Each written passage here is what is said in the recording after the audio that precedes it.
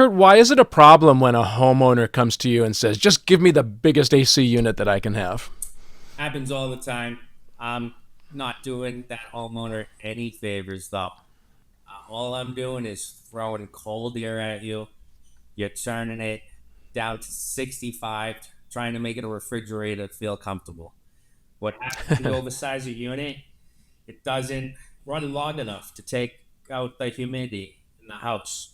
And it just makes you uncomfortable. And that's why that homeowner just keeps pressing that button, turning it lower and lower. So Hmm. bigger isn't always better when it comes to air conditioning. So let's talk a little bit more about that. What actually goes into sizing a central AC system correctly? So, John, this is 2026. The programs you can use to size equipment is limitless now. We size the air conditioning systems with what's called a manual J. That's when permits are required. That's what the inspectors want to see. This is a proven method to size a system adequately for your house. Tell me a little bit more about the manual J calculation and what are you actually doing when you come to a house and you perform that? So a manual J calculation, it's taken the size of your house, it's taken the insulation values of your house, how thick the walls are. It's counting the windows, what kind of windows you have, what year the construction was done, uh, what color the roof is, what kind of insulation you have up in the attic. It's taken all these things into account to size the system for your house. Now, do you have to come into a house and get a tape measure out and measure every room individually to get square footage, or how are you? Do you have like an electronic way to do that now? We used to do it like that, but again, the programs they have now is absolutely insane. We walk through your house, we scan your whole house with an iPad, and we used to do these pen and paper, take Hmm. hours. Now we literally do it in 10, 15 minutes. So you like scan the whole room, moving around with the iPad, and it tells you where all the walls are and where all the windows and doors are and things like that, right? Correct. It's absolutely insane. It gives me the measurements of rooms, and I've taken out a tape measure to double check this, and I'm within centimeters. It's crazy. And then are you doing tests to see like what kind of insulation is in the walls, or are you just kind of making some assumptions based on the year that the house was built and the codes for that year, et cetera? Yes. So if we can't see, it will take into account what year it was, or if a homeowner told me they had any upgrades done. It's more basement attic where we can see the R values. So let's talk a little bit more about what happens if you get an AC system for your house that's too small for the house. It's not big enough to handle the heat load that's in the house. What happens then? What happens then is that homeowner is not happy, and no installer wants to be that guy. And unfortunately, that's what we see a lot. That's why a lot of houses are oversized to begin with. They're not doing that MLJ calculation, taking that into account, and they're just doing an old rule of thumb. Hmm.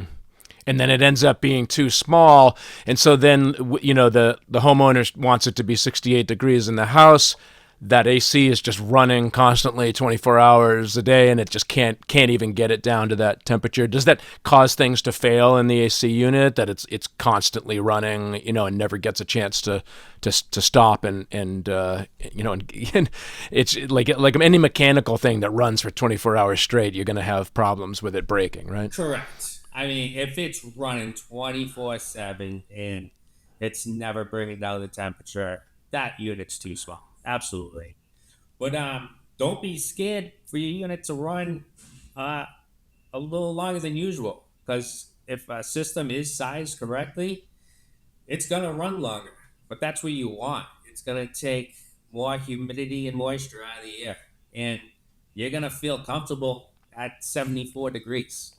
Right. So then that's kind of the opposite side where, what happens if an AC system is too large for the house? What are some of the problems that the homeowner can feel in terms of comfort when the system is sized too large? When the system size too large, it's just throwing cold air at you. That's it. And that thermostat setting is hitting it instantly. So that unit Mm. shutting off and it's turning back on in 2 minutes. On, off, on, off. And this is going to shorten the life expectancy of the unit. And again, you're going to keep turning that temperature down lower to try to feel more comfortable. Right. So because the system is sized too large, like you said, you're going, say your room was 76 degrees and you wanted it to be 70. It turns on and it's pumping out so much cold air that it just brings it right down to 70 degrees, in a few minutes, like you said, and then it's shutting off. So then the problem that you mentioned before that you have with that is that the system's off, and now it's not drawing any of the moisture out of the air, right? So it's cooling off the room, but it's not able to draw the moisture out of the air. And what does that feel like for the homeowner? Does it end up just feeling kind of cold and clammy? Yeah, it's clammy, humid, and that temperature's going right back up within 2 minutes. It's kicking that unit back on. You're just going on, off all day long. Now, when it's sized correctly, it's running longer, but that's what you want. Once you hit that temperature, it took all that humidity out of the air. It's going to hold that temperature. That system's not going to turn on for another half an hour or so. So, what is a homeowner?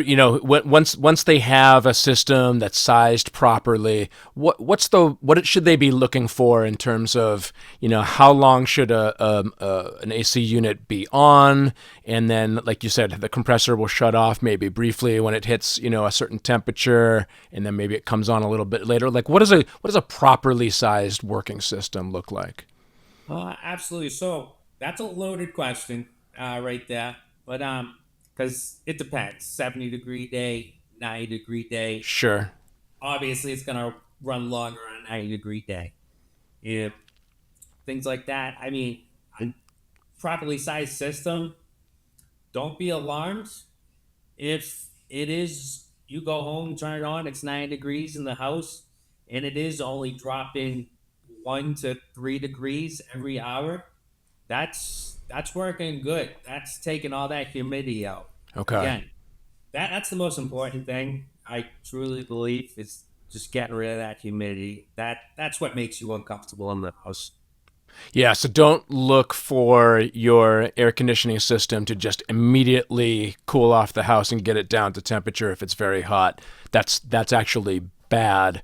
You want it to just be a couple of degrees an hour, and you can always schedule those types of things, right? With a proper thermostat, you can have it turn on a few hours before you get home from work, so that by the time you get home, it's cooled off, right? Absolutely. And I mean, again, it depends on the day. If we're talking a 90-degree day, leave that thing on all day. Mm-hmm. You get home, you turn it on a 90-degree day, you're not going to feel comfortable until you go into bed at night. Mm-hmm. Yeah, on those really hot days, it's actually better. Is it more economical even to just kind of leave the air conditioning on, all the time and just let it maintain a certain temperature rather than turning it on and turning it off and having it have to, really work hard to get the temperature down to where you want it? Absolutely. And that because it's only working to bring the house down to 1, 2 degrees uh, versus 10, 15. Mm-hmm. Then that's going to take all day. All right, well, that's really great information. Curt, thanks again for speaking with me today. Oh, thanks for having me. And for more information, you can visit Prestige Heating and Cooling's website at prestigehc.net or call 978-600-8764. Have a prestigious day.